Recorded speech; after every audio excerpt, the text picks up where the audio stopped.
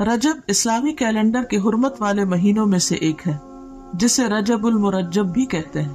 رسول اللہ صلی اللہ علیہ وسلم نے فرمایا، سال 12 مہینوں کا ہے، جن میں سے 4 حرمت والے ہیں، 3 پے در پے یعنی ایک کے بعد ایک، اور وہ کیا ہے؟ ذوالقعدہ، ذوالحجہ اور محرم، اور رجب جو جمادی الاخر اور شعبان کے درمیان ہے۔ یہ صحیح بخاری کی حدیث ہے، کتاب بدء الخلق۔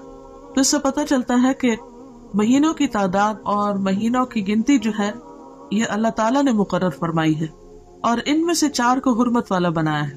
حرمت والے کا مطلب کیا ہے؟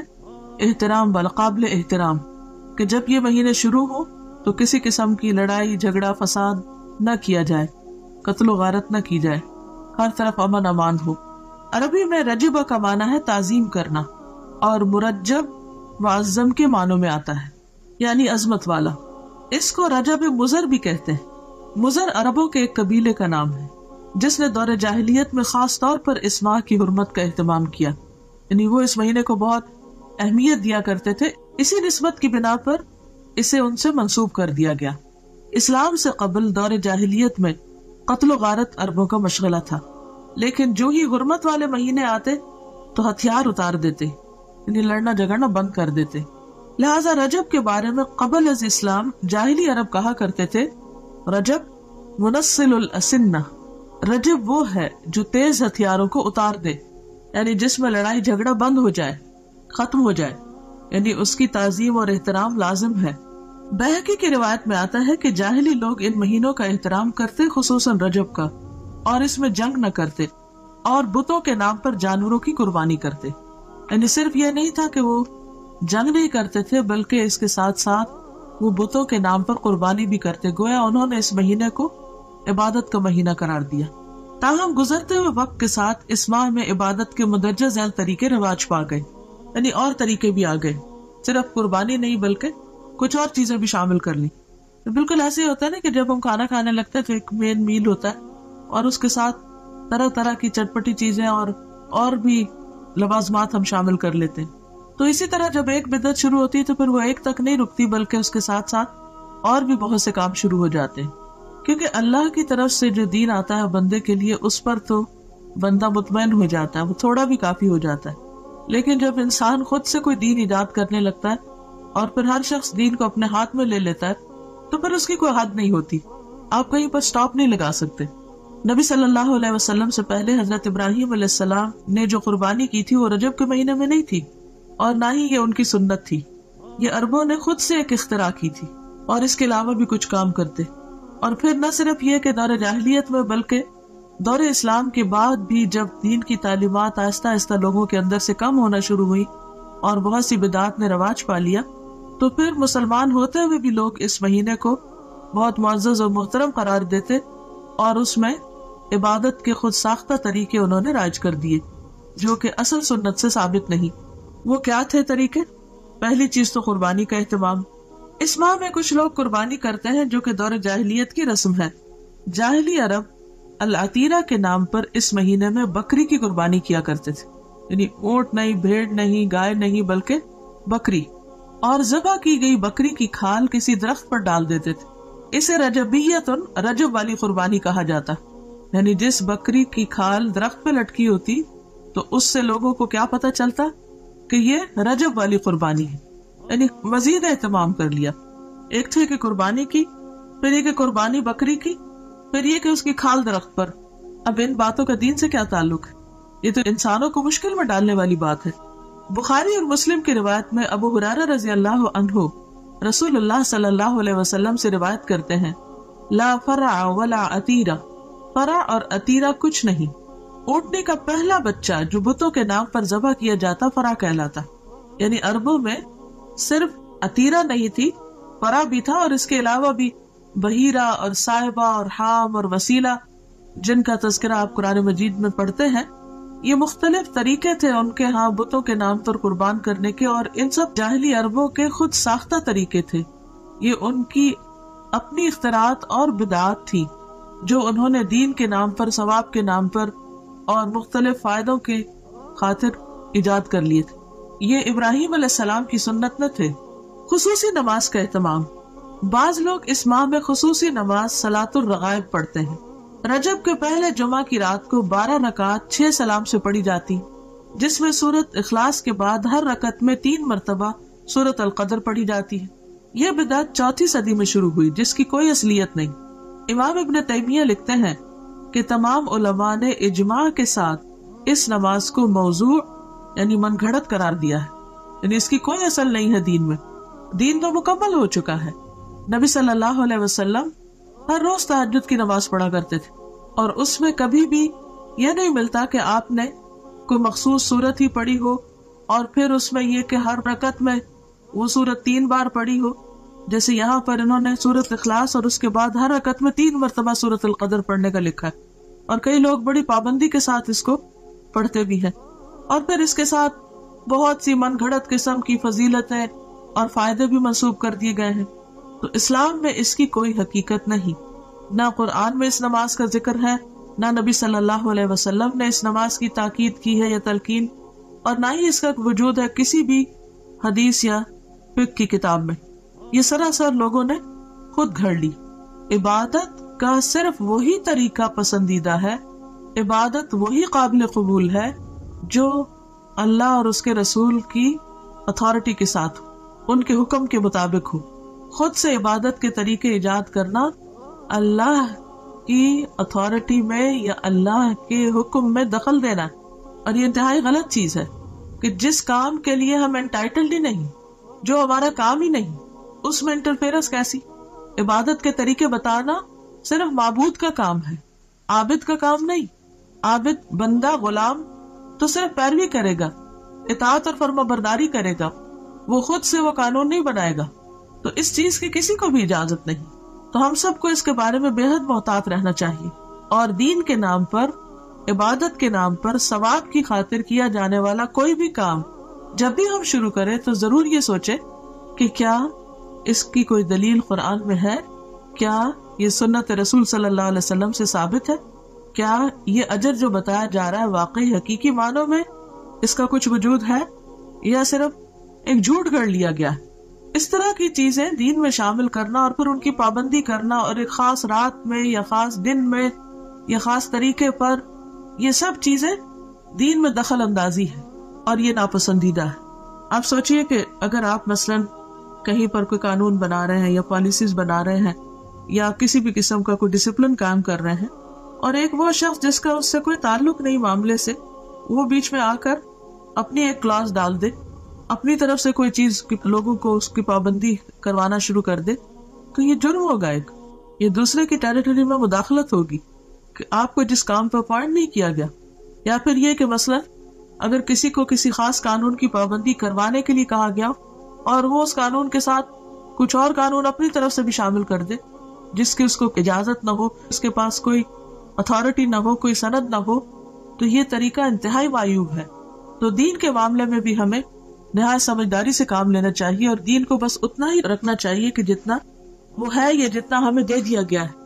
اگر ہم کچھ چیزیں اپنی طرف سے شامل کریں گے تو ایسا کرنا دین کو بوجھل بنانا ہوگا، مشکل بنانا ہوگا، اور لوگوں کے لیے زندگی کو دوبھر کرنے کے مترادف ہوگا، اور یہ انتہائی ناپسندیدہ بات ہے، کیونکہ ہمارے لیے اتنا ہی دین کافی ہے جتنا ہمیں اللہ اور اس کے رسول صلی اللہ علیہ وسلم نے دے دیا۔ اس کی پابندی بھی ہم پہ بڑی بھاری ہوتی ہے، کہاں یہ کہ ہم ایکسٹرا چیزیں شروع کر دیں۔ پھر عمرہ کا اہتمام، لوگ اس ماہ میں خصوصی طور پر عمرہ کا اہتمام بھی کرتے ہیں، جبکہ قرآن اور حدیث سے اس بات کا کوئی ثبوت نہیں ملتا کہ آپ صلی اللہ علیہ وسلم نے اس ماہ میں عمرہ ادا کیا ہو، بلکہ حضرت عائشہ رضی اللہ تعالیٰ عنہا نے ایک موقع پر اس کی تردید بھی کی ہے۔ عروہ بن زبیر سے روایت ہے کہ میں نے عائشہ رضی اللہ تعالیٰ عنہا سے اس کے بارے میں پوچھا تو فرمایا، ما اعتمر رسول اللہ صلی اللہ علیہ وسلم فی رجب قط، صحیح بخاری، رسول اللہ صلی اللہ علیہ وسلم نے رجب میں کبھی بھی عمرہ ادا نہ فرمایا۔ تو اس لیے اگر کوئی ویسے اپنے عمرہ ٹرپ پہ جا رہا ہے تو ضرور جائے، نیکی کا کام ہے، لیکن خاص طور پر رجب کے مہینے کو مخصوص کرنا اور پھر سال بھر انتظار کرنا کہ رجب آئے گا تو ہم پھر عمرہ کرنے جائیں گے، یہ غلط بات ہوگی۔ یا یہ سوچ کر کہ یہ نبی صلی اللہ علیہ وسلم کی سنت کی پیروی ہے تو یہ بھی غلط ہوگا۔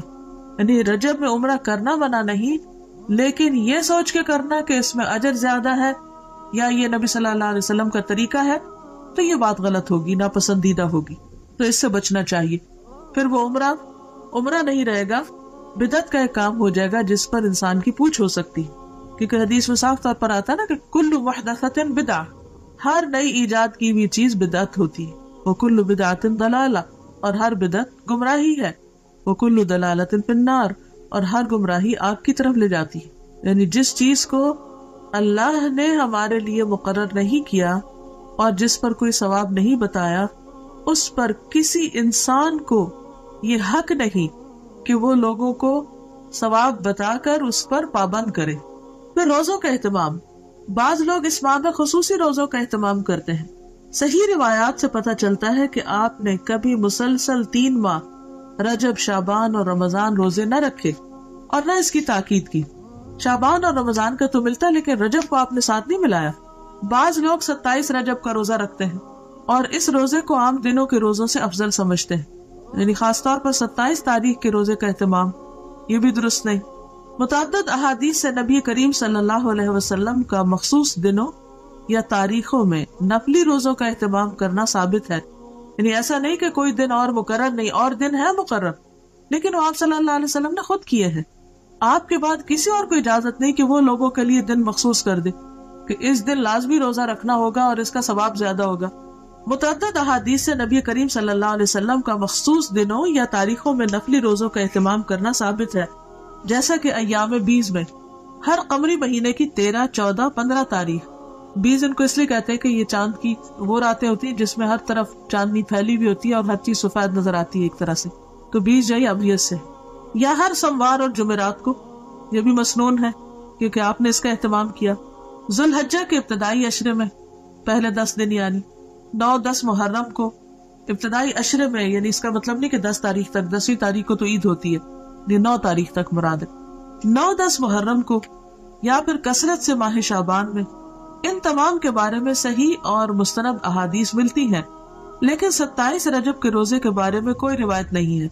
لہذا اگر کوئی خصوصی طور پر اس دن کا روزہ رکھتا ہو تو اس کا روزہ تو ہو سکتا ہے، مگر یہ عمل مسنون نہیں ہوگا بلکہ بدعت شمار ہوگا. قرآن کریم میں ارشاد ربانی ہے، یا ایھا الذین آمنوا لا تقدموا بین یدی اللہ ورسولہ، الحجرات آیت 1. اے لوگو جو ایمان لائے ہو، اللہ اور اس کے رسول سے آگے نہ بڑھو. عمر رضی اللہ عنہ اس ماہ میں نہ صرف یہ کہ روزہ رکھنے سے منع کیا کرتے تھے، بلکہ لوگوں کے ہاتھوں پر ہاتھ مار کر مجبور کرتے کہ وہ روزہ توڑ دے، کیونکہ ماہ رجب کی تعظیم اور اس میں روزہ رکھنا دور جاہلیت کی رسم تھی. یہ مصنف ابن ابی شیبہ کی روایت ہے. اور ایسا کیوں کرتے تھے؟ کیونکہ قرآن پاک کا یہ حکم ان کے سامنے تھا کہ لوگوں اللہ رسول سے آگے مت جاؤ، یعنی جو کام انہوں نے نہیں بتایا وہ تم اپنے ہاتھ میں نہ لو اور ان سے بڑے بننے کی کوشش نہ کرو، کیونکہ عموماً حکم چلانے والے ایک طرح سے اپنی بڑائی کا اظہار کر رہے ہوتے ہیں. البتہ اگر کوئی شخص بطور عادت ہر ماہ چاند کی 13، 14 اور 15 تاریخ یا پیر اور جمعرات کو رکھتا ہو تو اس ماہ میں بھی رکھ سکتا ہے. یعنی اگر 27 رجب پیر کو آ رہی ہے اور اس کی پہلے سے عادت ہے ہر پیر کو روزہ رکھنے کی، تو ایسا شخص روزہ رکھ سکتا ہے. 22 رجب کو لوگ کیا کرتے ہیں؟ کنڈوں کا اہتمام کرتے ہیں.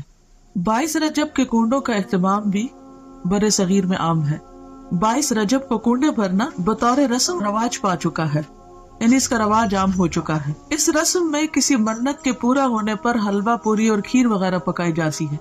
تاریخ کے مطالعہ سے یہ بات سامنے آتی ہے کہ اس رسم کی ابتدا 1906 یعنی 1906 میں امیر مینائی کے خاندان سے ہوئی، جو ہندوستان کے شہر سے تعلق رکھتا تھا. اس رسم کا مقصد امام جعفر کی روح کو ایصال ثواب تھا. حالانکہ اس بات کا تعین نہیں ہو سکا کہ مذکورہ امام کی پیدائش یا وفات ماہ رجب میں ہوئی تھی. کوئی بھی نہیں جانتا کہ واقعی امام جعفر اس مہینے میں پیدا ہوئے یا ان کی وفات ہوئی، لیکن اس رسم کو جو کہ تقریباً 100 سال پہلے شروع ہوئی امام جعفر سے منسوب کر دیا گیا.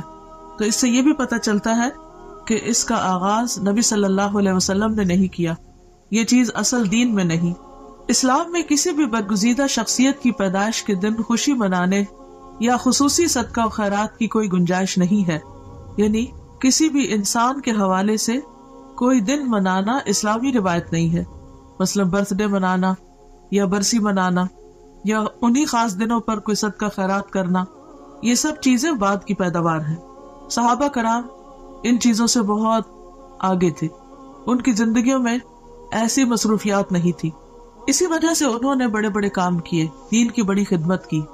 آج ہم میں سے اکثر لوگ وقت کی کمی کا شکایت کرتے ہیں کہ وقت نہیں ہے، تو اس کی بھی اصل وجہ کیا ہے؟ اس کی بنیادی وجہ ہمارا غیر ضروری، غیر متعلق چیزوں میں اپنا وقت لگانا ہے یا اپنا مال لگانا ہے۔ جہاں صدقہ کی ضرورت ہوتی ہے وہاں ہم صدقہ نہیں کرتے، بھوکے کو کھانا نہیں کھلاتے، یتیم کی پرورش سے جی چراتے ہیں۔ اسی طرح دین کے کام، تبلیغ کے کاموں میں خرچ کرنا تو ہمارے ذہن میں ہی نہیں ہوتا، یا اس کو تو ہم صدقہ خیرات میں شامل ہی نہیں کرتے، یا صدقہ جاریہ کے کام یا پروجیکٹس جو ہیں وہ نظر انداز کیے رکھتے ہیں۔ یعنی اوور آل جو امت کی حالت، اسی وجہ سے ہماری حالت دیکھنے کے قابل ہے۔ لیکن پھر ہمارا مال کہاں جاتا ہے؟ یا تو وہ شادی کی بڑی بڑی تقریبات میں صرف ہو جاتا ہے، یا پھر وہ وفات کے موقع سے متعلق بہت سے جو رسم و رواج ہم لوگوں نے عام کر رکھے ہیں ان میں خرچ ہو جاتا ہے، یا پھر اسی قسم کی نظر اور منت ہے جس کا اسلام میں کوئی بھی تصور نہیں، کوئی اس کی اوریجن نہیں، ان میں خرچ ہو جاتے ہیں۔ ایک قول ہے کہ البدعۃ تمیت السنہ، بدعت جو ہے وہ سنت کو ختم کر دیتی، سنت کی موت ہے، یعنی کوئی بھی سنت رواج نہیں پا سکتی اگر کہیں پر بدعت چھائی ہوئی ہو۔ تو یہ عام سمجھ میں آنے والی کامن سینس کی بات ہے کہ اگر آپ اپنے وقت کو یا اپنی جگہ کو یا اپنے کسی بھی کام کو غیر ضروری چیزوں سے سٹف کر دیں گے، بھر دیں گے، اور غیر متعلقہ چیزیں اس میں کرنے لگیں گے، تو جو اصل چیز ہے یا اہم کام ہے وہ نہیں ہو سکے گا۔ مثلاً اگر اپنے اہم وقت میں، پرائم ٹائم میں آپ فضول باتیں کرتے رہیں، ادھر ادھر گھومتے پھرتے رہیں، تو آپ کا نماز کا وقت نکل جائے گا۔ اسی طرح اگر آپ اپنے صدقہ خیرات کو غیر ضروری چیزوں پر لگا دیں گے تو ضروری چیزوں پر خرچ کرنے کے لیے آپ کے پاس مال نہیں رہے گا۔ اسی طرح اگر آپ کی دلچسپیاں صرف انٹرٹینمنٹ میں لگ گئی تو آپ کے پاس وقت نہیں رہے گا کہ آپ کوئی سنجیدہ کام کر سکے۔ تو بات یہ ہے کہ اسلام میں کسی بھی برگزیدہ شخصیت کی پیدائش کے دن خوشی منانے یا خصوصی صدقہ خیرات کی کوئی گنجائش نہیں ہے۔ علاوہ ازیں کنڈوں کا نہ قرآن و سنت میں ذکر ہے، نہ ہی صحابہ کرام، تابعین یا تبع تابعین کے زمانے میں اس کا کوئی ثبوت ملتا ہے، یعنی ان لوگوں کے ہاں اس کا کوئی کانسیپٹ ہے ہی نہیں۔ تو جو چیز قرآن و سنت سے ثابت نہیں، اس کے کرنے پر کوئی اجر و ثواب بھی نہیں۔ اور اگر ہم بعد میں کوئی ایسی چیز ایجاد کرتے ہیں اور اجر و ثواب کی نیت سے کرتے ہیں تو وہ بدعت میں شمار ہوگا، اس کے فائدے کی بجائے گناہ ہوگا۔ لہٰذا ایسی چیزوں سے بچنا ضروری ہے۔ اصل دین کیا ہے؟ ہمارے ذہن میں واضح ہونا چاہیے کہ اصل دین کیا ہے۔ اصل دین وہ ہے جو اللہ تعالیٰ نے محمد صلی اللہ علیہ وسلم کے ذریعے ہم تک پہنچایا، یعنی دین اللہ کی اطاعت و فرما برداری، اس کے احکامات کے آگے سر تسلیم خم کرنے اور محمد صلی اللہ علیہ وسلم کی سنت پر عمل کرنے کا نام ہے۔ ارشاد ربانی ہے، الیوم اکملت لکم دینکم واتممت علیکم نعمتی ورضیت لکم الاسلام دینا، المائدہ 3۔ آج میں نے تمہارے لیے تمہارا دین مکمل کر دیا اور تم پر اپنی نعمت تمام کر دی اور تمہارے لیے دین اسلام کو پسند کر لیا۔ لہذا کوئی بھی ایسا کام جو آپ صلی اللہ علیہ وسلم نے نہ کیا اور نہ ہی اس کا حکم دیا، اسے دین کا حصہ سمجھتے ہوئے ادا کرنا اور پھر اس پر اجر و ثواب کی توقع رکھنا بدعت ہے۔ نبی کریم صلی اللہ علیہ وسلم کا ارشاد ہے، کل محدثۃ بدعہ وکل بدعۃ ضلالہ وکل ضلالۃ فی النار، بے شک ہر نئی بات بدعت ہے اور ہر بدعت گمراہی ہے اور ہر گمراہی آگ میں لے جانے والی ہے۔ بدعتی کے بارے میں رسول اللہ صلی اللہ علیہ وسلم کا ارشاد مبارک ہے کہ اللہ تعالیٰ بدعتی کی توبہ قبول نہیں کرتا جب تک کہ وہ بدعت ترک نہیں کرتا۔ یہ صحیح حدیث ہے ترغیب و ترہیب کی، یعنی ایسے شخص کی توبہ بھی قبول نہیں ہوتی جو ان چیزوں کو چھوڑتا نہیں جو دین کے نام پر اس نے خود ایجاد کر لی، یا نبی صلی اللہ علیہ وسلم کے بعد اگر کسی نے ایجاد کیا اور وہ ان کی پیروی اور پابندی کر رہا ہے۔ آپ صلی اللہ علیہ وسلم نے فرمایا، میں اپنے حوض پر تم سے پہلے موجود ہوگا اور تم میں سے کچھ لوگ میرے سامنے لائے جائیں گے، پھر انہیں میرے سامنے سے ہٹا دیا جائے گا، تو میں کہوں گا کہ اے میرے رب، یہ میرے ساتھی ہے۔ لیکن مجھ سے کہا جائے گا کہ آپ نہیں جانتے انہوں نے آپ کے بعد کیا کیا نئی چیزیں ایجاد کر لی تھی۔ یہ صحیح بخاری کی روایت ہے۔ تو اس سے آپ اندازہ لگائیں کہ اگر کوئی شخص دین میں نئے طریقے ایجاد کرتا ہے اور ان کی پابندی کرتا ہے اور ان کو فرض کے درجے پر لے آتا ہے، تو قیامت کے دن ایسے شخص کو نبی صلی اللہ علیہ وسلم کے حوض سے پانی نصیب نہ ہوگا، اور آپ اس شخص سے خفا ہوں گے کیونکہ اس نے دین کو اپنے ہاتھ میں لے لیا۔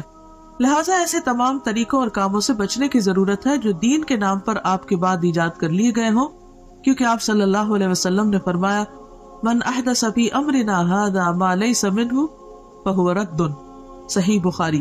جس نے ہمارے اس دین میں کوئی ایسی چیز ایجاد کی جو اس میں سے نہ ہو تو وہ مردود ہے، یعنی ریجیکٹڈ ہے، قابل قبول نہیں۔ اسی طرح یہ ہے کہ بعض لوگ 27 رجب کی شب کو عبادت کا اہتمام کرتے ہیں، تو اس کے بارے میں دین کا حکم کیا ہے؟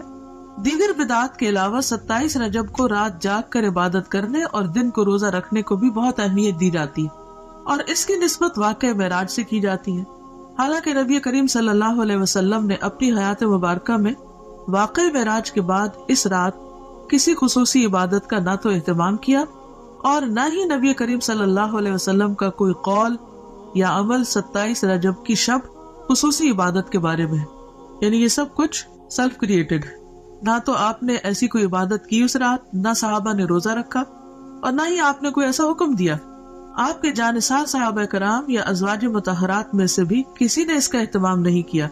لہٰذا ایسے تمام طریقوں اور کاموں سے بچنے کی ضرورت ہے جو دین کے نام پر نبی کریم صلی اللہ علیہ وسلم کے بعد ایجاد کر لیے گئے ہوں، یعنی اپنی طرف سے کسی چیز کی پابندی نہ اپنے اوپر اس طرح فرض کے درجے میں کرنی چاہیے اور نہ ہی کسی اور کو اس کا پابند کرنا چاہیے۔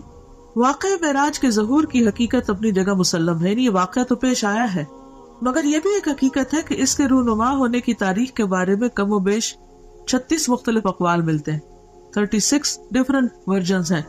بعض کے مطابق یہ واقعہ ربیع الاول میں ہوا، بعض نے رمضان، بعض نے ہجرت سے چند سال بعد، اور بعض نے چند ماہ قبل کہا۔ اس کی حتمی تاریخ کسی صحیح حدیث سے یقینی طور پر ثابت نہیں کہ واقعی یہ 27 رجب کو ہی ہوا ہوگا، تاہم یہ بات تسلیم شدہ ہے کہ نبی کریم صلی اللہ علیہ وسلم کو مکی زندگی کے آخری حصے میں یہ خاص مشاہدہ کرایا گیا جس میں ہمارے لیے سیکھنے اور عمل کرنے کے بہت سے پہلو ہیں۔ قرآن پاک میں اللہ تعالیٰ نے فرمایا ہے سبحان الذی اسری بعبدہ لیلا من المسجد الحرام الی المسجد الاقصی الذی بارکنا حولہ لنریہ من آیاتنا انہ هو السمیع البصیر، سورۃ بنی اسرائیل آیت نمبر 1۔ پاک ہے وہ ذات جو اپنے بندے کو ایک رات میں مسجد الحرام سے مسجد اقصی تک لے گیا جس کے آس پاس ہم نے برکت رکھی ہے، یعنی اس علاقے میں اللہ نے برکتیں نازل کی ہیں تاکہ ہم اسے اپنی بعض نشانیاں دکھائیں، یقیناً وہ خوب سننے والا اور خوب دیکھنے والا ہے۔ اس آیت میں جس واقعے کی طرف اشارہ ہے وہ اسراء کے نام سے مشہور ہے۔ اسراء کے لفظی معنی ہے رات کو سفر کرنا، رات کو چلنا۔ یہ وہی سفر ہے جس میں نبی کریم صلی اللہ علیہ وسلم کو جسم اور روح سمیت مسجد الحرام یعنی مکہ سے مسجد اقصی فلسطین تک معجزاتی طور پر لے جایا گیا، یعنی براق پر۔ فرشتوں کی ہمنشینی کا یہ سفر اس زمانے کے حالات، اسباب سفر اور فاصلے کی طوالت کی وجہ سے انسانی عقل اور سمجھ سے بالاتر ہے، یعنی انسان نہیں سمجھ سکتا کہ ایک رات میں آپ اتنی تیزی سے وہ سفر کیسے کیے اور کس طرح آپ واپس بھی آ گئے۔ لیکن جیسا کہ اس آیت میں واضح کیا گیا ہے کہ پاک ہے وہ ذات یعنی اللہ جو اپنے بندے کو لے گیا، یعنی اللہ تعالیٰ کے لیے کچھ بھی مشکل نہیں۔ جن چیزوں کو ہم ناممکن سمجھتے ہیں وہ اللہ کے ہاں ناممکن نہیں، تو جس ذات میں کمال قدرت ہو وہ سب کچھ کر سکتا ہے۔ اس حیرت انگیز اور ایمان افروز سفر کی تفاصیل بخاری اور مسلم سمیت احادیث کی دیگر کتب میں موجود ہے، تو اب ہم اس کے بارے میں پڑھیں گے کہ یہ واقعہ کیسے رونما ہوا۔ بعض روایات کے مطابق 27 رجب کی شب کو نبی صلی اللہ علیہ وسلم معراج پر تشریف لے گئے۔ اگرچہ اس کے بارے میں اختلاف ہے لیکن پھر بھی عام طور پر غالب گمان یہی ہے کہ آپ اسی شب کو تشریف لے گئے تھے۔ تو آئیے تھوڑا سا اس بارے میں دیکھ لیتے ہیں کہ آپ نے اللہ سبحانہ وتعالیٰ کی کون کون سی نشانیاں دیکھی، کیا کیا چیزیں مشاہدہ فرمائی اور ان میں ہمارے لیے کیا سبق ہے۔ آغاز سفر اور شق صدر۔ شق کہتے ہیں پھاڑنے کو اور صدر کہتے ہیں سینے کو، اور شق صدر کا معنی ہے سینے کو کھولنا۔ اس کی تفصیل آگے ملے گی، ابھی اتنا ہی کافی۔ انس بن مالک رضی اللہ عنہ سے مروی ہے کہ معراج کی رات جب بیت اللہ سے نبی کریم صلی اللہ علیہ وسلم کو لے جایا گیا تو وحی آنے سے قبل آپ کے پاس 3 فرشتے آئے۔ اس وقت آپ مسجد الحرام میں سو رہے تھے۔ ان میں سے ایک نے پوچھا وہ کون ہے، یعنی آپ کی طرف اشارہ کر کے۔ دوسرے نے جواب دیا وہ ان میں سب سے بہتر ہیں تیسرے نے کہا ان میں جو سب سے بہتر ہے انہیں لے لو۔ اس رات اتنا ہی واقعہ پیش آیا اور نبی صلی اللہ علیہ وسلم نے اس کے بعد انہیں نہیں دیکھا، یہاں تک کہ وہ دوسری رات آئے جبکہ آپ کا دل دیکھ رہا تھا اور آپ کی آنکھیں سو رہی تھی، لیکن دل نہیں سو رہا تھا۔ تمام انبیاء کی نیند ایسی ہی ہوتی ہے، انہوں نے آپ سے کوئی بات نہ کی، یہاں تک کہ آپ کو اٹھا کر چاہے زمزم کے پاس لٹایا، چاہے کہتے کنویں کو، یعنی زمزم کے کنویں کے پاس۔ یہاں جبریل علیہ السلام نے اپنا کام سنبھالا اور سینہ مبارک گردن تک خود اپنے ہاتھ سے چاک کیا یعنی کاٹا، اور سینہ اور پیٹ کی تمام چیزیں نکال کر انہیں اپنے ہاتھ سے زمزم کے پانی سے دھویا۔ جب خوب دھو چکے تو آپ کے پاس سونے کا ایک تشت لایا گیا، تشت پلیٹ کو کہتے ہیں جیسے ٹرے وغیرہ، اس میں سونے کا ایک بڑا پیالہ تھا جو حکمت اور ایمان سے پر تھا یعنی بھرا ہوا تھا، اس سے آپ کے سینے اور گلے کی رگوں کو پر کر دیا یعنی بھر دیا، وہ حکمت اور ایمان انڈیل دیا سینے اور گلے کی رگوں کو، سینہ مبارک پھر سے سی دیا گیا۔ صحیح بخاری کتاب التوحید۔ اور بہت سے لوگ اس بات پر حیران ہوں گے اور پریشان بھی ہوں گے کہ یہ کیسے ممکن ہے کہ کسی کا سینہ چاک کر دیا جائے۔ تو بات یہ ہے کہ اگر آج اللہ تعالیٰ نے انسان کو یہ عقل دی ہے اور انسان سرجری کے ذریعے سینہ کھول کے پھر اسے بند کرنے کے قابل ہو گیا ہے، اور یہاں تک کہ بعض لوگوں کا ہارٹ ٹرانسپلانٹ کیا بھی گیا ہے اور کافی حد تک اس میں کامیابی بھی ہوئی ہے، تو کیا اللہ کے بھیجے ہوئے فرشتوں اور خاص طور پر جبریل علیہ السلام جو القوی الامین ہے، اللہ تعالیٰ ان کو یہ ٹیکنیک نہیں سکھا سکتا، ان کو یہ طریقہ نہیں بتا سکتا کہ سینہ کھولا کیسے جائے اور سینہ بند کیسے کیا جائے؟ تو یہ بھی اللہ کی نشانیوں میں سے ایک نشانی ہے، اور ایسا علم ہمارے ایمان بالغیب کا ایک ٹیسٹ ہے بیسیکلی کہ کیا ہم اس پر ایمان رکھتے ہیں۔ بعض اوقات قرآن مجید میں ایسی کوئی بات آتی ہے جیسے موسیٰ علیہ السلام کی معجزات کا ذکر ہے یا دیگر انبیاء کے، تو ہم یہ سوچ کر اس کو مان لیتے ہیں کہ یہ اللہ کا کلام ہے اور قرآن مجید میں کوئی شک نہیں اور یہ درست ہوگا، لیکن جب حدیث میں ہم ایسی کوئی بات پڑھتے ہیں تو بعض اوقات ہم شک میں پڑ جاتے ہیں۔ تو ہدایت کے لیے بے حد ضروری ہے کہ والذین یؤمنون بما انزل الیک وما انزل من قبلک، وہ لوگ جو ایمان لاتے ہیں اس چیز پر جو آپ کی طرف نازل کی گئی، یعنی صرف قرآن مجید ہی نہیں نازل کیا گیا، حکمت بھی نازل کی گئی۔ اور جیسا کہ اس حدیث سے تو واضح طور پہ پتہ چل رہا ہے کہ آپ کے سینے کو حکمت سے بھر دیا گیا، تو یہ کہاں سے آئی تھی حکمت، کہاں سے آیا تھا ایمان، کون لایا تھا؟ وہی لایا تھا جو دوسری وہی لاتے تھے، یعنی جبریل علیہ السلام۔ کہاں سے لائے تھے؟ اللہ سبحانہ وتعالیٰ کی طرف سے لائے تھے، اور پھر آپ کے اندر انڈیل دی گئی، ڈال دی گئی، اور اس سے آپ کا سینہ بھر دیا گیا۔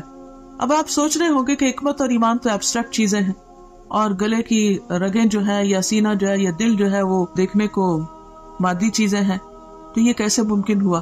تو آپ دیکھیے کہ جیسے روح غیر مادی ہے اور ہمارا جسم مادی ہے، جب روح انسان کے اندر آتی ہے تو وہ تو نظر نہیں آتی، اس کا تو کوئی وزن نہیں ہوتا، تو وہ کیسے آ جاتی؟ وہ کون ڈالتا ہے؟ وہ بھی تو اللہ تعالیٰ فرشتے کو بھیج کر روح ڈالتے ہیں نا۔ تو جو رب ایک ایبسٹریکٹ چیز کو، نظر نہ آنے والی چیز کو انسان کے جسم کے اندر اور پورے جسم کے اندر ایک فرشتے کو بھیج کر ڈال سکتا ہے، جو رب، کیا وہ رب ایمان اور حکمت کو ایک پیغمبر کے سینے میں نہیں ڈال سکتا؟ خواہ وہ مادی تھے یا نہیں تھے، وہ جس بھی حال میں تھے، ہمیں اس کا علم نہیں دیا گیا۔ ہمارا فرض بنتا ہے اس پر ایمان لانا، کیونکہ یہ ایمان بالغیب ہی کی ایک قسم ہے۔ تو یہ سفر کا آغاز تھا، یعنی آپ نے ابتدا میں کچھ نشانیاں دیکھی اور ان کو محسوس کیا، اور خواب میں آپ کو چیزیں دکھائی گئی۔ اس کے بعد پھر کیا ہوا؟ مسجد الحرام سے مسجد اقصیٰ تک اسراء کا واقعہ، اور اسراء عربی میں کہتے ہیں رات کے وقت سفر کرنے کو۔ اس کے بعد آپ کے پاس شراب، دودھ اور شہد کے برتن لائے گئے، آپ نے دودھ پسند فرمایا۔ جبریل علیہ السلام نے کہا آپ نے فطرت پائی، آپ کو ہدایت نصیب ہوئی، اور آپ کی امت کو بھی۔ یہ مسند احمد کی روایت کا حوالہ ہے۔ بحوالہ جہاں لکھا ہوتا ہے اس کا معنی ہوتا ہے کہ بات پوری کی پوری نہیں لکھی گئی، بلکہ اس میں کچھ اختصار کے ساتھ روایت کی گئی ہے، یعنی اس انفارمیشن کا سورس مسند احمد ہے۔ یہاں پر آپ دیکھیے کہ آپ صلی اللہ علیہ وسلم براق پر سفر کرتے ہیں، انبیاء کی امامت کرتے ہیں، اور پھر اس کے بعد آپ کی مہمانی کی جاتی اور 3 چیزیں پیش کی جاتی، اور تینوں میں سے آپ دودھ کو پسند کرتے ہیں۔ تو اس سے یہ پتہ چلتا ہے کہ انسان کے کھانے پینے کی جو چوائس ہوتی ہے وہ اس کی شخصیت کی عکاس ہوتی ہے. اب دنیا میں بھی اگر کوئی شراب کو پسند کرتا ہے تو اس کا مطلب یہ ہے کہ اس کی ایک خاص قسم کی پرسنالٹی. دودھ کو پسند کرنے والے شہد کو پسند کرنا ہے، تو ہر انسان اپنے اپنے مزاج کے مطابق چیزوں کا انتخاب کرتا ہے. اور پھر بعض لوگوں کا انتخاب صرف ان کی اپنی ذات تک نہیں، ان کے خاندان اور پھر خاندان سے آگے بھی لوگوں کو متاثر کرتا ہے.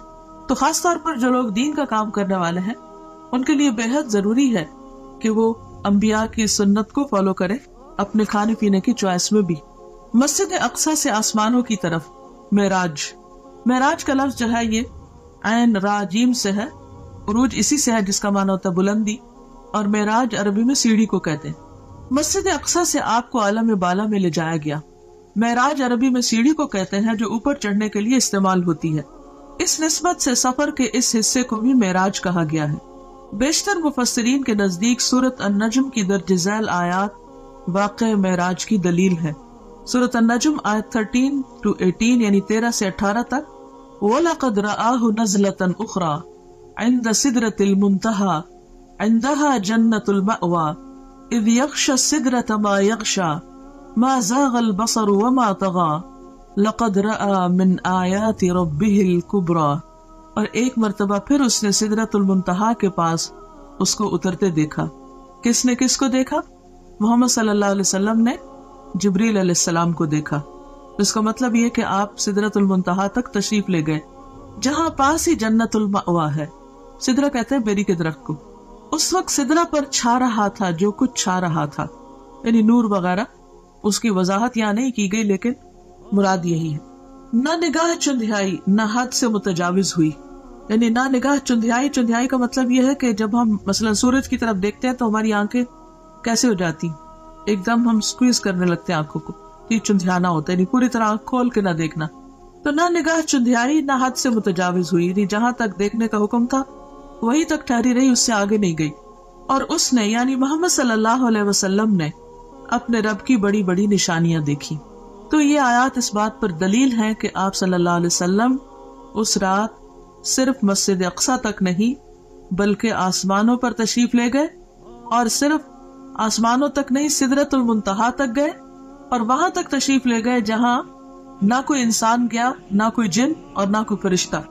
مندرجہ بالا آیات میں نبی کریم صلی اللہ علیہ وسلم کے آسمانوں کی طرف جانے اور سدرۃ المنتہا اور اس کے آس پاس کی چیزوں کو دیکھنے کا ثبوت ملتا ہے. سفر آسمان. مسجد اقصی میں تمام انبیاء کی امامت کے بعد سواری کے لیے براق پیش کیا گیا. آپ دوبارہ اس پر سوار ہو کر پہلے آسمان تک گئے. جبریل علیہ السلام نے آسمان کا دروازہ کھلوایا.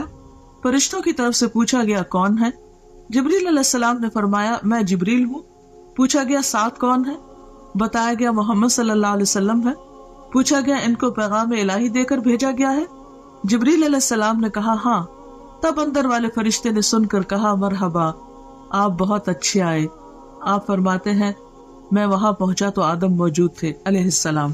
اس سے کیا بات پتہ چلتی کہ کسی کے گھر میں داخل ہونے سے پہلے، کسی کے خاص علاقے میں داخل ہونے سے پہلے دروازہ کھٹکھٹانا، اپنا نام بتانا، اجازت ملنا اور پھر داخل ہونا، یہ ہے صحیح طریقہ.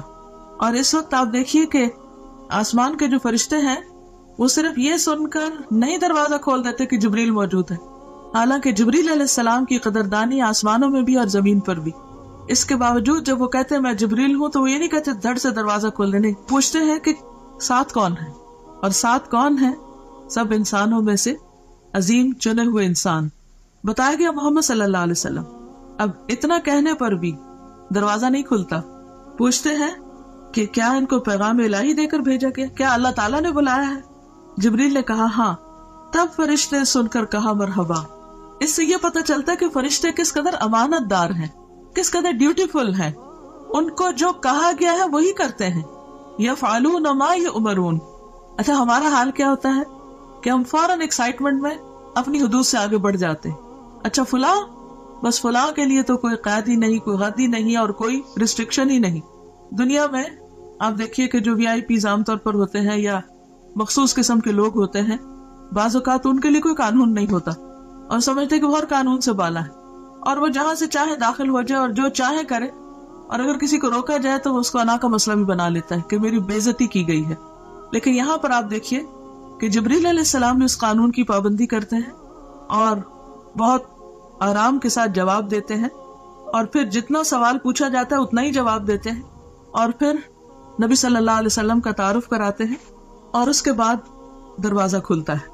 جب دروازہ کھلتا ہے تو آپ صلی اللہ علیہ وسلم آدم علیہ السلام کو دیکھتے ہیں. جبریل نے کہا کہ یہ آپ کے باپ آدم ہیں. اس سے پتہ چلتا ہے کہ گائیڈڈ ٹور تھا اور جبریل علیہ السلام ساتھ ساتھ تعارف کرا رہے تھے. تو ہمارے سیکھنے کی بات یہ بھی ہے کہ ہمارے پاس اگر کوئی گیسٹ آئے یا ہم اس کو کوئی ٹور دلوا رہے ہوں تو اس کی رہنمائی بھی کرنی چاہیے کہ وہ کس سے مل رہا ہے, کہاں جا رہا ہے, کیونکہ ہم ازیوم کر لیتے ہیں کہ خود ہی ٹھیک ہے, یا کثر نفسی سے کام لیتے ہیں کہ اچھا اب یہ کیا بتانا, تو یہ جب پوچھیں گے تو ہم بتا دیں گے, تو نہیں پوچھے تو نہ صحیح. اس میں ضروری حد تک معلومات دی جا رہی ہیں, اور ساتھ یہ بھی بتایا جا رہا ہے کہ انہیں سلام کیجیے. حالانکہ نبی صلی اللہ علیہ وسلم سے بڑھ کر سلام کرنے والا کون تھا؟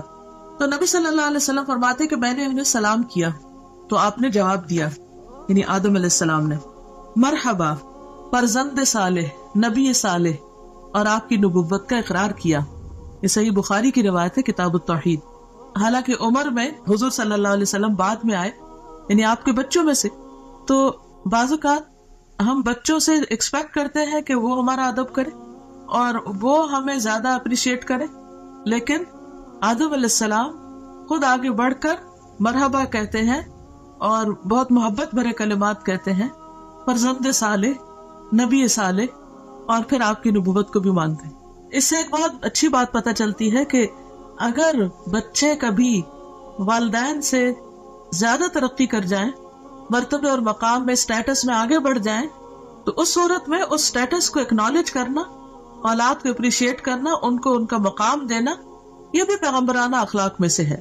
اور اس میں آپ دیکھیں کہ وہ انہیں صالح کہہ کے پکارتے, یعنی نیک. یہ کوئی خوشامد نہیں تھی یا کوئی جھوٹی تعریف نہیں تھی.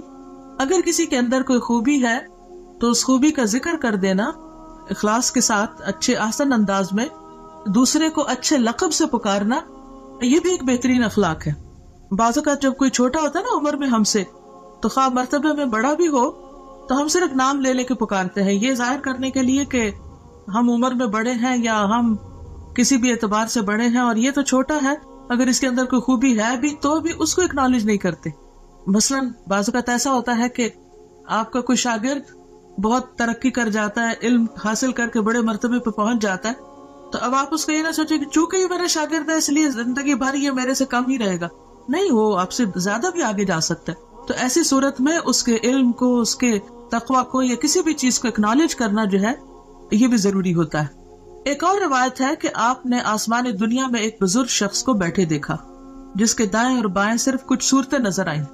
دائیں طرف دیکھتے تو وہ بزرگ ہنستے اور بائیں طرف دیکھتے تو روتے. میں نے جبریل سے پوچھا یہ کون ہے؟ تو جواب دیا گیا آدم ہے. یہ دوسری روایت میں آتا ہے. یہ دائیں جانب والی اور بائیں جانب والی صورتیں ان کی اولاد ہیں. دائیں طرف رائٹ ہینڈ والے جنتی ہیں اور بائیں طرف والے دوزخی ہیں, اس لیے ایک طرف دیکھ کر ہنستے ہیں اور دوسری طرف دیکھ کر روتے ہیں. یہ صحیح بخاری کی روایت ہے. اور پچھلی روایت اور اس میں کوئی کنٹراڈکشن نہیں ہے. پچھلی روایت جو ہے وہ مختصر ہے, جس میں آدم علیہ السلام کو دیکھتے ہیں تو جبریل سلام کرنے کو کہتے ہیں. تو اس میں یہ ہے کہ شاید نبی صلی اللہ علیہ وسلم دور سے دیکھتے ہیں اور آدم علیہ السلام کے عمل کو دیکھ کر تھوڑے حیران ہوتے ہیں, تو جبریل علیہ السلام انہیں بتا دیتے ہیں, اور جب وہاں پہنچتے ہیں تو پھر سلام کرنے کے لیے کہتے ہیں.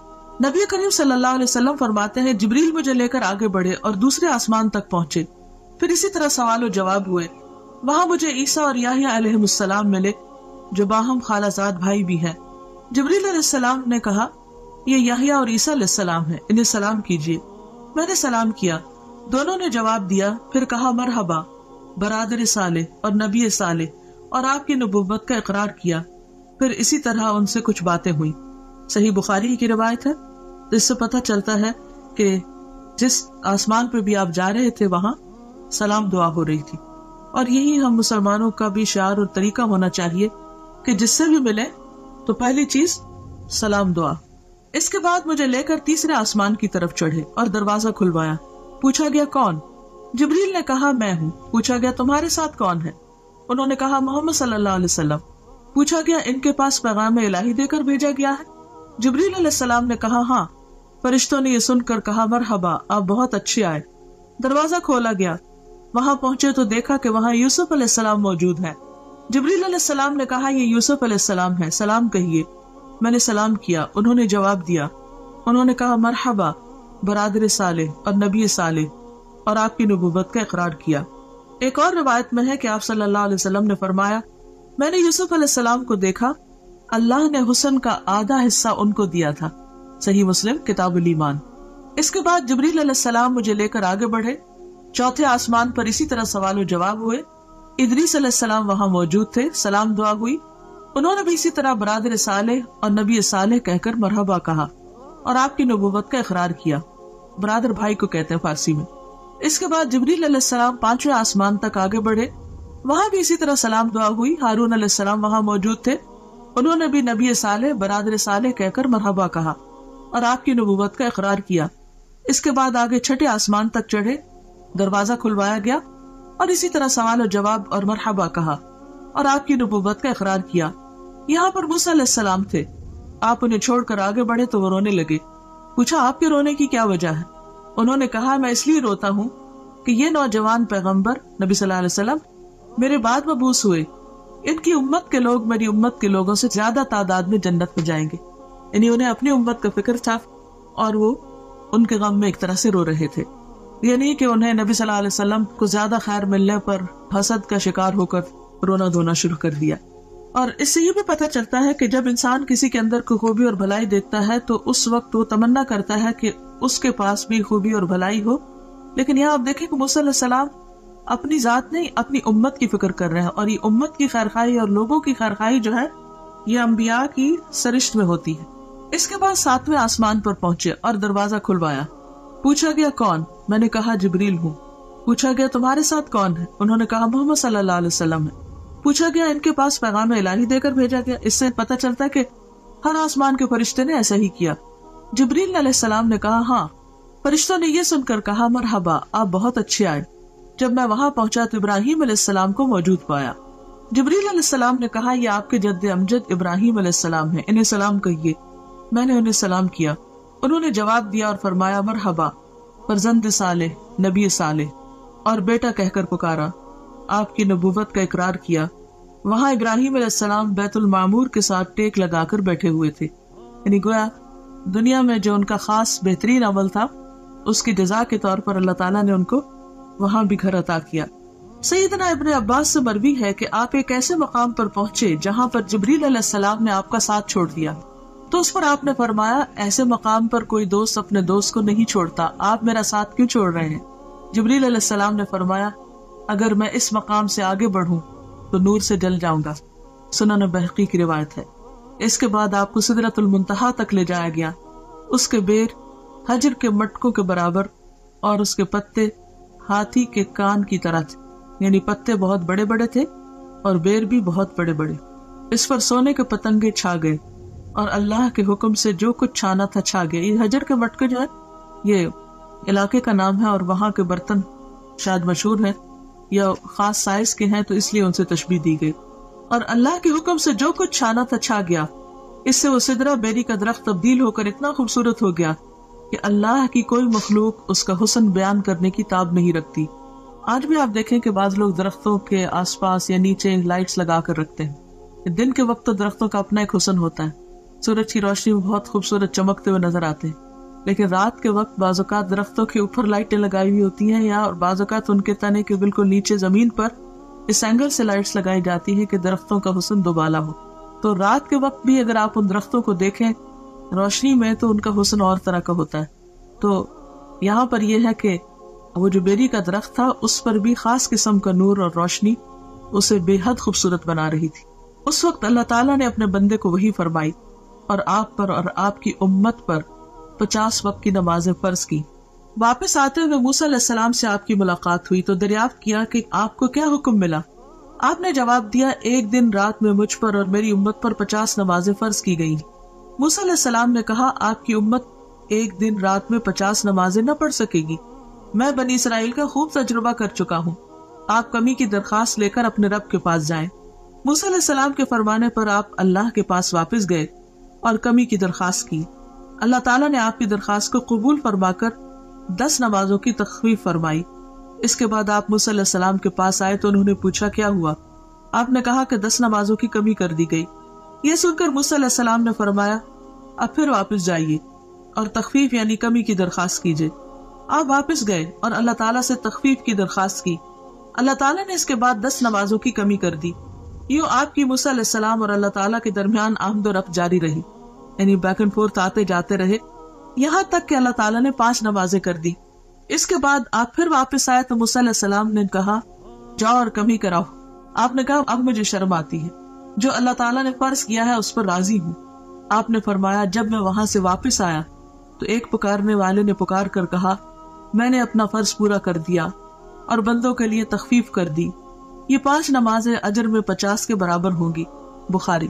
اس سے ایک اور بات یہ بھی پتہ چلتی ہے کہ بعض اوقات کوئی حکم آتا ہے، کوئی پالیسی بنتی ہے یا کوئی ایسا قانون پاس ہوتا ہے جو عوام کے لیے بہت مشکل ہو سکتا ہے، تو جو بھی شخص یا جو بھی انسان یہ سمجھتا ہو کہ یہ لوگوں کے لیے بھاری ہوگا یا مشکل ہو تو وہ ان کے حق میں سفارش کر کے بات کر سکتا ہے۔ یہاں پر آپ دیکھیے کہ نبی صلی اللہ علیہ وسلم اللہ تعالیٰ کا حکم آنے کے بعد اس میں تخفیف کی درخواست کر رہے ہیں اور موسیٰ علیہ السلام سفارش کر رہے ہیں، تو اس سے ایک تو ہم موسیٰ علیہ السلام کے بہت مرہون منت ہیں کہ انہوں نے ہمارا بہت خیال کیا، ورنہ ہم جو 5 نہیں پڑھتے تو 50 کہاں پڑھتے، تو کس قدر مشکل ہوتی۔ اور پھر دوسری طرف یہ ہے کہ نبی صلی اللہ علیہ وسلم بھی اللہ سبحانہ تعالیٰ کے پاس جا کر بار بار عرض کرتے ہیں، اور اللہ سبحانہ تعالیٰ اپنے بندوں پر اس قدر مہربان ہے کہ 5 کرنے کے باوجود اجر 50 ہی کا رکھا۔ یہ ہے اس کی رحمت۔ دنیا میں کوئی بادشاہ ایسی عنایت نہیں کر سکتا کہ اگر کسی کو 50 گھنٹے کے لیے ہائر کیا ہے اور وہ 5 گھنٹے کام کرنا چاہے تو اجرت 50 گھنٹے کی دے۔ اس کے علاوہ چند اور مشاہدات دیگر کتب میں مذکور ہیں۔ سورۃ البقرہ کی آخری 2 آیات بھی عرش کے خزانے سے عطا کی گئیں، یعنی اسی موقع پر جب نمازوں کا حکم دیا گیا۔ نہر کوثر اور جنت کا مشاہدہ۔ سدرۃ المنتہا پر بہت سے عجائبات کا مشاہدہ کرنے کے بعد رسول اللہ صلی اللہ علیہ وسلم نے فرمایا پھر مجھے جنت میں لے جایا گیا تو میں نے وہاں دیکھا کہ موتیوں کے قبے ہیں اور اس کی مٹی کستوری ہے۔ کستوری خوشبو کا نام ہے جو ہرن کی ناف سے نکلتی ہے، بہترین قیمتی قسم کی خوشبو ہے۔ تو یہ مٹی سے بھی خوشبو آ رہی تھی۔ مٹی کی دنیا میں بھی خوشبو ہوتی ہے لیکن وہاں کی خوشبو کستوری جیسی تھی۔ جنت میں آپ نے نہر کوثر کا مشاہدہ فرمایا۔ حضرت انس سے روایت ہے کہ نبی کریم صلی اللہ علیہ وسلم نے فرمایا میں ایک نہر پر آیا، اس کے دونوں کنارے موتیوں اور قبوں کے تھے، یعنی چھوٹے چھوٹے جیسے پرلز کے چھوٹے چھوٹے ڈیونز تھے۔ میں نے پوچھا جبریل علیہ السلام یہ کیا ہے؟ جبریل علیہ السلام نے کہا یہ کوثر ہے۔ صحیح بخاری۔ یعنی آپ کو وہ نہر جو عطا کی گئی انا اعطیناک کل کوثر کہہ کر وہ بھی آپ کو دکھائی گئی۔ ابراہیم علیہ السلام کو امت محمد صلی اللہ علیہ وسلم کے نام خصوصی پیغام۔ ابن مسعود بیان کرتے ہیں کہ رسول اللہ صلی اللہ علیہ وسلم نے فرمایا معراج کی رات میری ملاقات حضرت ابراہیم علیہ السلام سے ہوئی۔ انہوں نے کہا اے محمد صلی اللہ علیہ وسلم اپنی امت کو میری طرف سے سلام کہیے۔ تو ہم سب کو کیا کہنا چاہیے؟ وعلیکم السلام۔ اور ان کو بتائیے کہ جنت کی مٹی بڑی عمدہ ہے، اس کا پانی میٹھا ہے لیکن وہ چٹیل میدان ہے، یعنی اس میں کچھ اگانے کی ضرورت ہے، اور اس کی کاشتکاری سبحان اللہ والحمد للہ ولا الہ الا اللہ واللہ اکبر ہے۔ اللہ پاک ہے اور تمام تعریف اللہ ہی کے لیے ہے، اس کے سوا کوئی الہ نہیں اور اللہ سب سے بڑا ہے۔ جامع الترمذی۔ تو اس سے کیا پتہ چلتا ہے کہ ہمیں کثرت کے ساتھ اللہ کا ذکر کرتے رہنا چاہیے تاکہ جنت خوب ہری بھری ہو جائے۔ دنیا میں پودے لگانے کا، خاص طور پر جن لوگوں کو گارڈننگ کا شوق ہوتا ہے، وہ کبھی راضی ہوتا ہی نہیں۔ ایک کے بعد ایک قسم کا پودا، یہاں بھی جگہ خالی ہے، اس کونے میں یہ لگ جائے، یہاں بڑا درخت لگ جائے، یہاں چھوٹا لگ جائے۔ تو یہ امیجن کیا کرے دنیا کے، آج کل تو ویسے بھی سمر ہے اور ہر طرف پھل پھول لگے ہوئے ہیں، تو اسے دیکھ کر ہمیشہ جنت کا سوچا کرے کہ کتنی گرینری چاہیے، کیسا باغ چاہیے۔ پھر آپ دیکھ لیجئے کہ کتنا ذکر کرنا ہے۔ غیبت کرنے والوں کا انجام بد، یعنی جہاں آپ نے اچھی اچھی چیزیں دیکھی وہاں پر آپ نے جہنم کے کچھ نظارے بھی دیکھے۔ انس رضی اللہ عنہ سے روایت ہے کہ رسول اللہ صلی اللہ علیہ وسلم نے فرمایا معراج کے موقع پر میرا گزر ایسے لوگوں کے پاس سے ہوا جن کے ناخن پیتل کے تھے، براس کے، وہ اپنے چہروں اور سینوں کو نوچ رہے تھے۔ میں نے پوچھا جبریل علیہ السلام یہ کون لوگ ہیں؟ جبریل نے کہا یہ وہ لوگ ہیں جو لوگوں کا گوشت کھایا کرتے تھے۔ اور ان کی غیبت کرتے تھے، یعنی دوسروں کو بدنما کرتے، دوسروں کے عزت پر حملہ کرتے، اور آج ان کی اپنی شکل جو ہے وہ خود بگاڑ رہے ہیں۔ بے عمل خطباء کا عبرتناک انجام۔ انس رضی اللہ عنہ سے روایت ہے کہ رسول اللہ صلی اللہ علیہ وسلم نے فرمایا، میں نے معراج کی رات کچھ لوگوں کو دیکھا کہ ان کے منہ آگ کی کینچیوں سے کاٹے جا رہے ہیں۔ میں نے پوچھا، جبریل یہ کون لوگ ہیں؟ جبریل نے کہا، یہ آپ کی امت کے وہ خطیب ہیں، سپیکرز ہیں، جو لوگوں کو تو بھلائیوں کا حکم دیتے ہیں اور خود ان پر عمل نہیں کرتے، حالانکہ وہ کتاب بھی پڑھتے ہیں بس وہ نہیں سمجھتے۔ یہ شرح السنہ کی روایت ہے۔ یعنی دوسروں کو نصیحت اور خود میاں فضیحت، اوروں کو نیکی کا حکم دینا اور خود اس پر عمل نہ کرنا، یہ بھی ایک بہت سیریس میٹر ہے۔ جب ہم کسی کو بھی کچھ کہنے جا رہے ہوں تو اپنے آپ کو بھی ضرور ساتھ ساتھ شامل کر لیں۔ بیان اسراء اور معراج پر اہل مکہ کا رد عمل۔ اسی رات نبی کریم صلی اللہ علیہ وسلم واپس مکہ تشریف لائے۔ مولانا ظفر علی خان نے کیا خوب کہا ہے، زنجیر بھی ہلتی رہی، بستر بھی رہا گرم، ایک پل میں سر عرش گئے آئے محمد صلی اللہ علیہ وسلم۔ یعنی آپ ایک ہی رات میں آسمان پہ جا کے واپس آ گئے، اور یہ سب کچھ معجزانہ طور پر ہوا، اور یہ بھی اللہ کی قدرت اور اللہ کی عظمت کی دلیل ہے کہ وہ جو چاہے کرے۔ اگلی صبح آپ نے قوم کو گزشتہ رات کے بارے میں بتایا۔ صحیح مسلم ہے کہ اللہ کے رسول صلی اللہ علیہ وسلم نے فرمایا، معراج کا یہ واقعہ جب میں نے مشرکین مکہ کو سنایا تو انہوں نے اس کی تردید اور تکذیب کی۔ کسی نے تالیاں بجائیں، کسی نے تعجب اور انکار کے ساتھ ہاتھ اپنے سر پہ رکھ لیا۔ کچھ لوگ ابو بکر کے پاس گئے اور انہیں اس کی خبر دی۔ وہ ایک پیکر صدق و ایمان تھے، کہنے لگے، اگر یہ بات آپ صلی اللہ علیہ وسلم نے فرمائی ہے تو سچ فرمائی ہے۔ لوگوں نے کہا، آپ بھی ان کی تصدیق کرتے ہیں؟ آپ نے جواب دیا، میں تو اس سے بھی بڑی بات پر آپ کی تصدیق کرتا ہوں۔ آسمان سے صبح و شام جو خبر آتی ہے میں اس میں بھی آپ کو سچا مانتا ہوں۔ اسی پر ان کا لقب صدیق ٹھہرا۔ اب دیکھیں کہ جہاں یہ اتنا بڑا اعزاز تھا اور آپ نے اتنا کچھ دیکھا، وہاں اس کا ذکر اتنی شدید مخالفت اور لوگوں کے اندر شکوک و شبہات کا ذریعہ بن گیا۔ گویا ان کا ایک امتحان تھا، اور اس موقع پر جو حقیقی معنوں میں ایمان لانے والے تھے، جن کے رہنما ابو بکر صدیق ہیں، انہوں نے اپنے عمل سے آپ صلی اللہ علیہ وسلم کی اس فعل کی تصدیق کی اور صدیق کا لقب پایا۔ حقیقی ایمان وہی ہے جو ہر طرح کے شک و شبہ سے بالا ہو۔ دین کے بارے میں، کسی قرآن کی آیت کے بارے میں یا حدیث کے بارے میں یا پیغمبر صلی اللہ علیہ وسلم کے کسی عمل کے بارے میں کوئی بات اگر آپ کو اپنی عقل سے بالا لگے اور سمجھ نہ آئے تو اس موقع پر فوراً یہ سوچا کریں کہ جس رب نے آسمان بنایا، زمین بنائی، سب کچھ بنایا، اس کے لیے کون سا کام مشکل ہے؟ تو شک کی کوئی گنجائش رہتی نہیں۔ شکوک و شبہات جو ہے یہ منافقت کو جنم دیتے ہیں، اور جب شک آنے لگے تو یہ آیت بھی پڑھا کرے، افی اللہ شک فاطر السماوات والارض، افی اللہ شک، کیا اللہ کے بارے میں شک جس نے آسمان و زمین کو پھاڑا؟ یعنی یہ اکٹھے تھے پر ان کو الگ الگ کیا، یعنی جس نے اتنا بڑا کام کیا، کیا اس کی ذات میں یا اس کے احکامات میں یا اس کے کسی بھی کارنامے میں یا قدرت میں شک کیا جا سکتا ہے؟ ہرگز بھی نہیں۔ اظہار ثانی اور بے یقینی کے جذبات سے مغلوب کفار نے آپ کا امتحان لینے کی ٹھانی۔ بات یہی ہے کہ ہر نعمت کے ساتھ ایک آزمائش ہوتی۔ پوچھا کہ بیت المقدس کیسا ہے اور اس کی علامتیں کیا ہیں؟ صحیح مسلم میں آپ کو ارشاد نقل ہے کہ اللہ تعالیٰ نے بیت المقدس میرے سامنے ظاہر فرما دیا، اور جو باتیں اور نشانیاں مشرکین دریافت کرتے میں دیکھ دیکھ کر بتاتا جاتا، آپ کو کچھ بھی نہیں بولا۔ یوں آپ کی تردید اور تکذیب کا جو جذبہ لیا ہے اس کی اکثر نفی ہو گئی، لیکن نہ ماننے والے پھر بھی نہ مانے۔ یہی کہہ سکے کہ جہاں تک اوصاف کا تعلق ہے تو آپ نے بالکل ٹھیک ٹھیک بیان کیے ہیں۔ آپ نے کچھ اور باتیں بھی بتائیں اور بعد میں آنے والے قافلوں سے ان کی تصدیق ہو گئی۔ اس طرح زبانیں بند ہو گئیں، مگر دل یہی سوچتے رہے کہ یہ کیسے ہو سکتا ہے۔ اب بھی بہت سے لوگ یہی سوچتے ہیں کہ یہ کیسے ہو سکتا ہے، حالانکہ اللہ تعالیٰ تو ہر چیز پہ قادر ہے، اور جب وہ کسی بات کا ارادہ کر لیتا ہے تو اسے صرف کن ہو جا کہنے کی ضرورت ہوتی ہے۔ معراج کے دوران نبی کریم صلی اللہ علیہ وسلم کو جو بھی مشاہدات کروائے گئے، ان میں ہمارے لیے بہت سے سبق ہیں، جن میں سے اہم ترین یہ ہے کہ ہم اپنی نمازوں کی پابندی کریں، جن کا حکم اللہ تعالیٰ نے اس موقع پر نبی کریم صلی اللہ علیہ وسلم کو دیا۔ اس جنت کے لیے کوشاں ہو جس کا مشاہدہ آپ نے بنفس نفیس فرمایا۔ ابراہیم علیہ السلام کے خصوصی پیغام کے مطابق کثرت سے ذکر الہی کریں، دوسروں کی غیبت سے پرہیز کریں، اور جو بات دوسروں کو کہیں اس پر خود بھی عمل کریں۔ اللہ تعالیٰ ہمیں اس کی توفیق عطا فرمائے۔ وآخر دعوانا ان الحمد للہ رب العالمین۔